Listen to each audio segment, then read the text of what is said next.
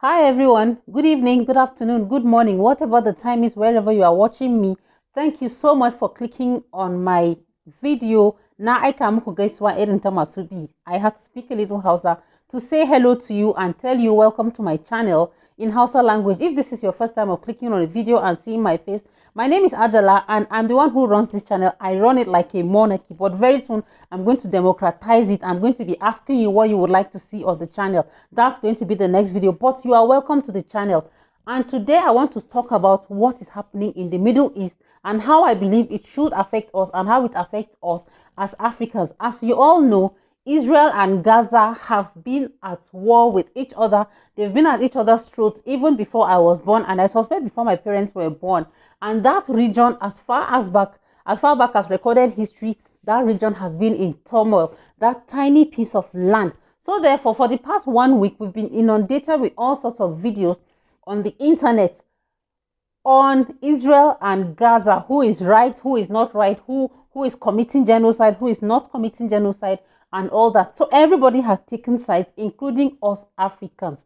Everybody and his cats in their village, they all have an opinion on what is happening far away in the Middle East.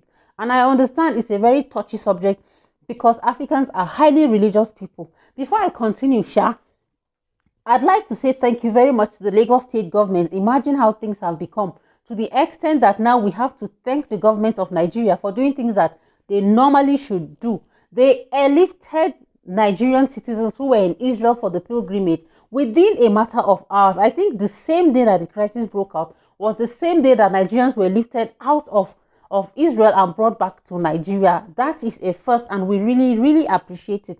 I understand that there are some Tanzanians who were missing.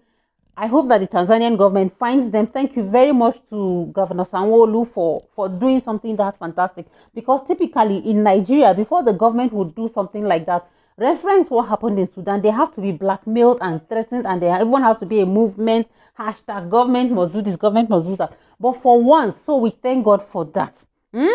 Now, this is my opinion on this matter that is happening in Gaza and why I think that we Africans have to be very careful, to tread carefully. We have to treat this matter the way everybody else is treating it, which is that everybody is looking at it from the position of interest.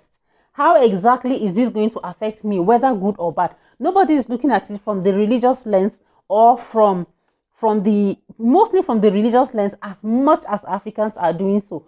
So if you touch the average African, depending on his religious inclination, he could tell you, I support Israel. And you find that most likely that person is a Christian. Or I support Palestine, and I think Israel should stop doing this and that to Palestine. And you find that that person is a Muslim, so he could say something like free Palestine, free this. But we're all not looking at it from the perspective of the major victims of this. And for me, the victim of this is not the state of Israel, neither is it Palestine or Hamas. It is the people on both sides that are going to be harmed, people whose livelihoods have been taken away from them, women and children, women especially who are going to have to bury their children, children who would ordinarily should be sleeping or be on their way to school. I wish we could do something about it. I wish both the Israelis and the Palestinians could sit down and find a solution to their problem, because it doesn't look as if the Palestinians are ever going to go away. You will not wake up one day and find that the Palestinians are no longer around, or the Israelis, you will never wake up and find out one day that there is no more Jew for you to contend with again. I wish, but that exists only within the realm of wishes, that I wish the Israelis and Palestinians would find a way to stay together and that the Middle East is going to come and be at peace. But that is a wish.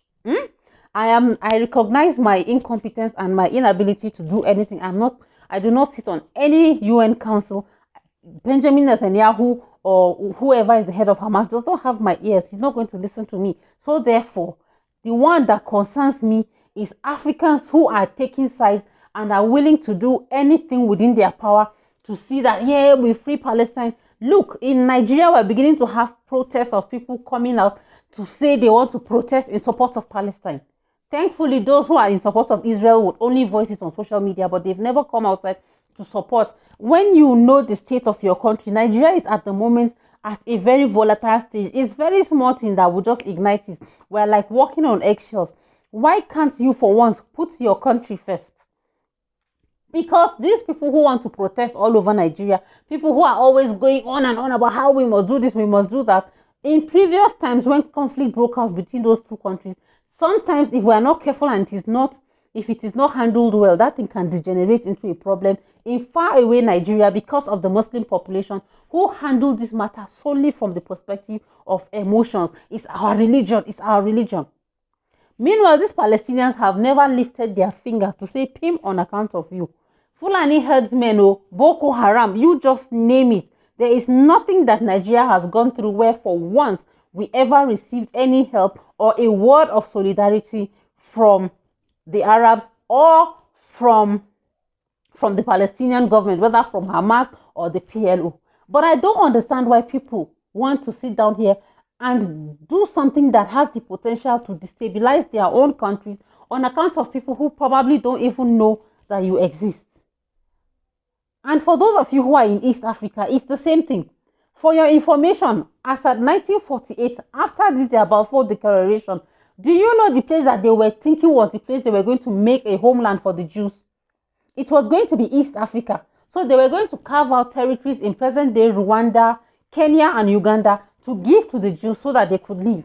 And it is by sheer miracle that they voted against it then in the House of Commons. And that is why today, these people who are in Israel are not living in East Africa. And if that had happened, the demographics of East Africa today would have been very, very different. Only God knows whether it is you who is listening in East Africa and you are there shouting free Palestine, free, you are standing for the Jews or something like that. Maybe it is your village there in East Africa that would have been, your great-grandparents would have been dispossessed of land. And then today you will not have land to grow coffee. You will not have land to grow tea. You will not have land to keep your animals. Okay? So what am I saying this? Please, dear Africans, the only thing I ask of us is that whenever we want to take these decisions, take these positions, let us always do it with having peace and justice at the back of our mind. Justice for Israelis, justice for Palestinians, justice for the Middle East, justice for humanity, more importantly.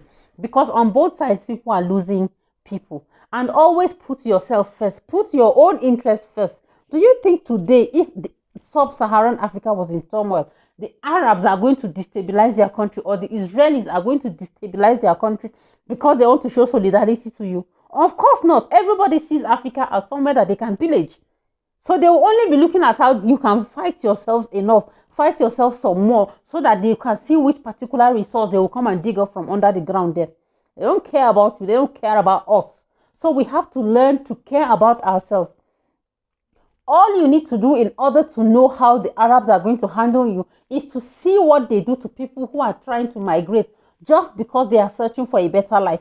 People who are trying to migrate from sub-Saharan Africa, crossing the Sahara into Libya. Yes, they created a slave market there where they were dehumanizing black Africans. And then you stay here and you think that when you have problems, the way you are standing by them, they are going to stand by you. My brother, they will not. So please have a rethink. That is all I am saying. Protests are breaking all over the world. Those people have institutions that can withstand it, that can, maybe they have law enforcement agents that can handle it, but that is not the case for us in Africa. So we have to be very careful, and that's all I have to say. As for me, I am not standing for both the Israelis or the Palestinians.